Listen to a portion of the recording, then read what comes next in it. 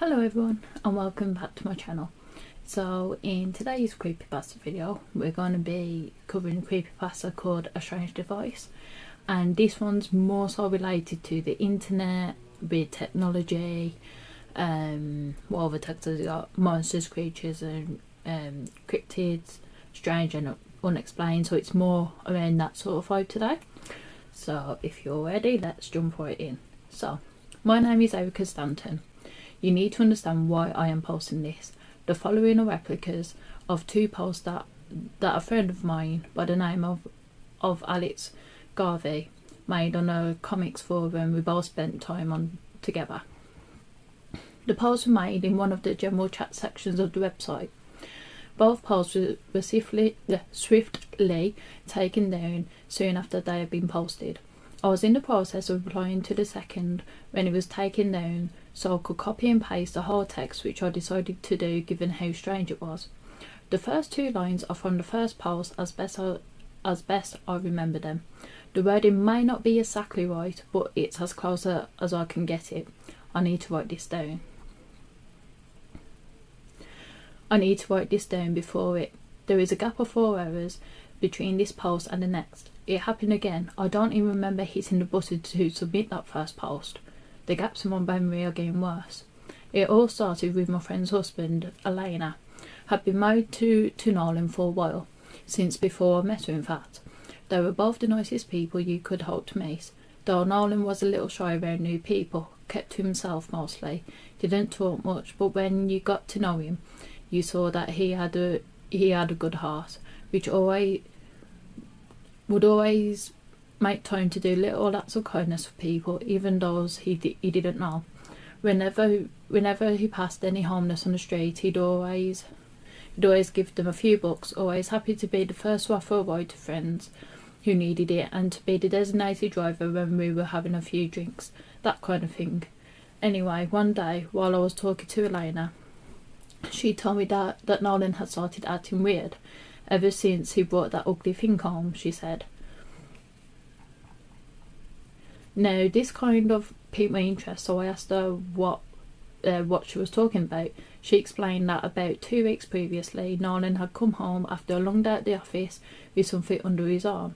She'd never seen it before. It had looked, she said, like a laptop, but a laptop that had been partly dismantled, taken apart in random sections, and there were various extra bits that didn't seem to do anything, wires and things plugged into it that she didn't recognise. She had asked about it and he'd simply replied that it was for work. Nolan worked in computer programming, so this seemed like a reasonable enough explanation, and she'd not thought much of it until a few days later. That was when she came home from shopping to find him just sat at the thing, staring at a bright blue screen. Occasionally he would type a few things into it, just gibberish as far as she could tell anyway, random letters and numbers in no real consequence. Then he'd stare at the screen until a line of the same would appear in reply, which she guessed must mean that it was connected to the net, except that she'd noticed later that day, when Nolan was still typing away, that the modem was switched off. She told me that this had been going on for a while now, and that whenever she tried to talk to Nolan about it, he just looked confused for a few moments, like he generally didn't even know what she was referring to when she asked about the device. Then he would just go back to saying it was just for work and wouldn't talk anymore about it. This sounded so seriously strange to me, so I asked her if she would be able to snap a pic of the screen while he was typing, using a iPhone or something, and then send it to me. I told her how it sounded almost like Nolan and whoever he was talking to were communicating in some kind of code, and that a friend of mine was kind of a genius at cracking those things. She agreed, clearly concerned about her husband. She told me that he had been increasingly distant a lot of the time, followed by moments when he was almost too outgoing. Not the usual shy man she knew. She looked generally worried about him, so I got the feeling that this wasn't just someone making a big deal over nothing, that there might be something wrong here. We got a photo of the screen with a line of code on it a few days later, and I and my friend Jack got to work trying to decipher it. Well, he did most of the work, to be honest. Okay, all of the work, but I was supervised. It took him a while, but finally he figured it out. What he found really didn't make much sense to me. Norman's line of code read waiting.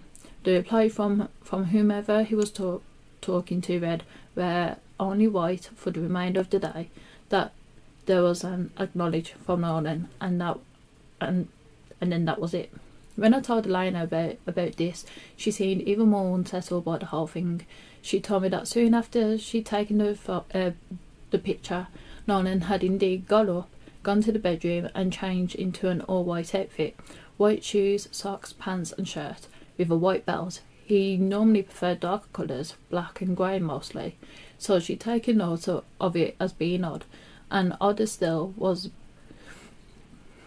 that she honestly couldn't remember seeing the outfit he was wearing in their cupboard at any point before. This went on for a while. Nolan would act oddly, behaving or speaking in ways that weren't normal for him. He would often seem distant or distracted and started coming home late more and more often. At one point he came home with all cuts all over his hands, like scratch marks of some kind. He didn't seem to know where he got them from. Something else that troubled her was the way the device never seemed to run out of power. Over the weekend it would be on 24/7, but is never plugged into charge. It simply kept on running throughout the day, whatever battery it ran on, never running out of juice, and no matter what room of the house he was in, when a line of code appeared on the screen, Nolan would come running like Pavlov's dog to the sound of a bell. It was a week later that Elena called me in tears and sounding frantic. She told me that Nolan had disappeared. She'd woken up in the middle of the night and he had been gone. She tried his phone and there had been no answer. She called the office, their friends, his relatives, her relatives, nothing. She called the police, but they said that not enough time had passed to report him as missing. And she said that when she'd come down into the living room, that damn thing had been sat on the table, the blue screen casting its dim light against the sofa that looked like someone had been sitting in it until recently.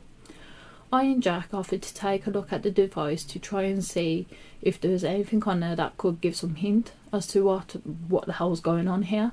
She was so desperate for some clue, any clue, as to what had happened to Nolan, that she agreed, and we picked it up from her place the next day. The police wouldn't do anything until he'd been missing for a few days anyway, so we figured we would take a crack at it, and if he couldn't find anything, we'd hand it over to them when they began officially searching for Nolan. If he hadn't come back before that, of course.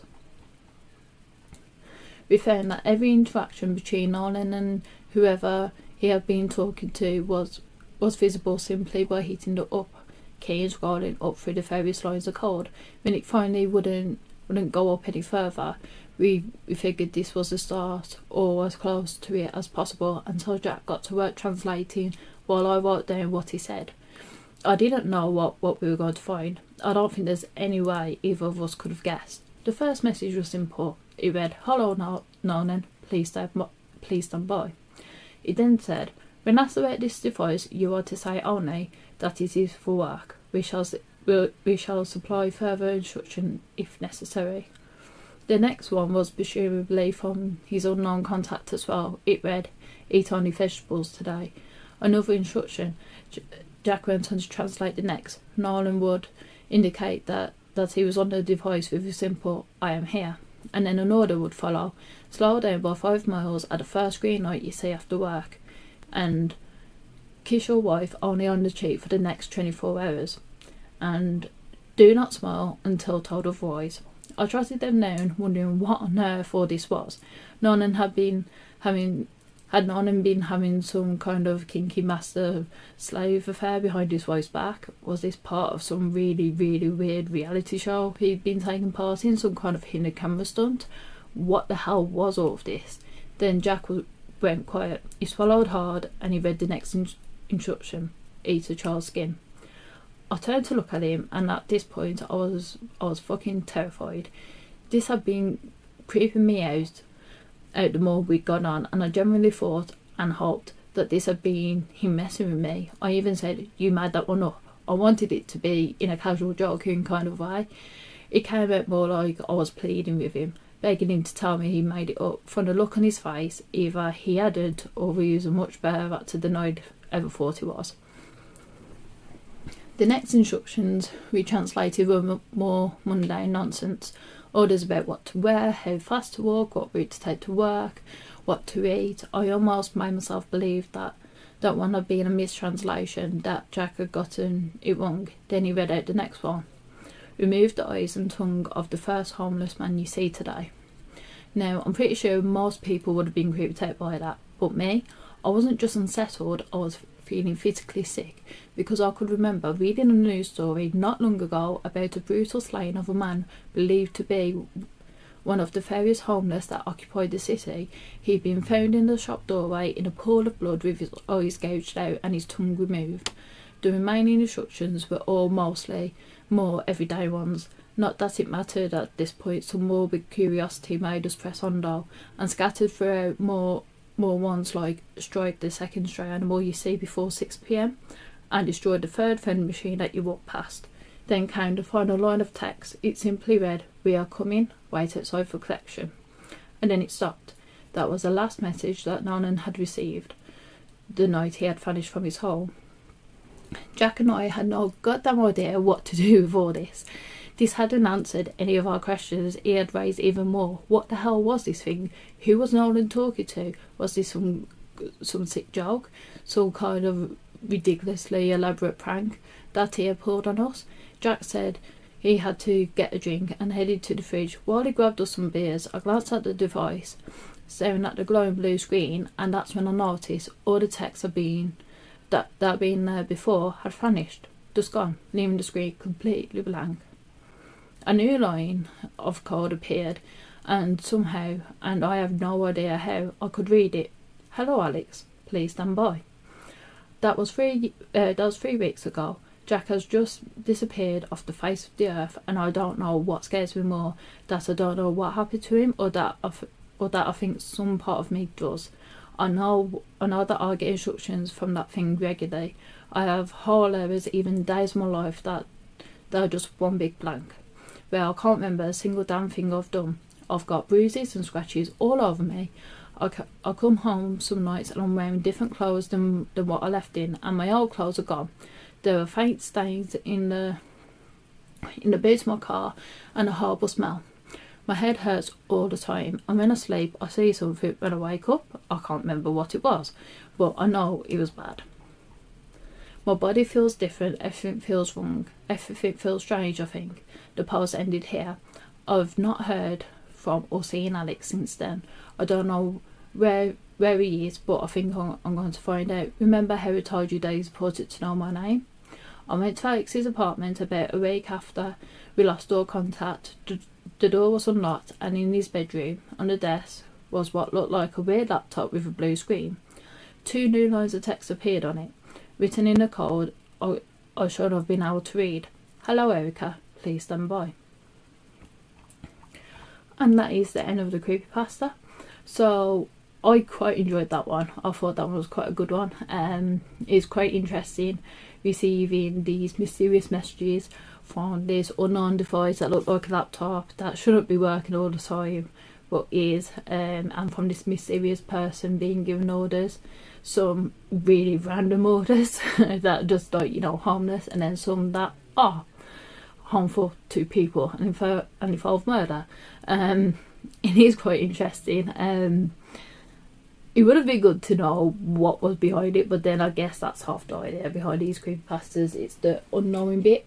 But yeah, I really enjoyed that one. It was quite a good one. I like stuff like that though as well. But yeah, let me know what you guys think, and if you have any suggestions for any future creepypastas that you'd like me to cover, then just let me know in the comments below, or on my Instagram, or my Twitter. Well, I say Twitter, it's X now, isn't it? That show my age a bit there. But yeah, just let me know, and like always, I'll post a link to this original creepypasta so you can read it whenever you feel like, basically. But yeah, and I'll see you all in the next one.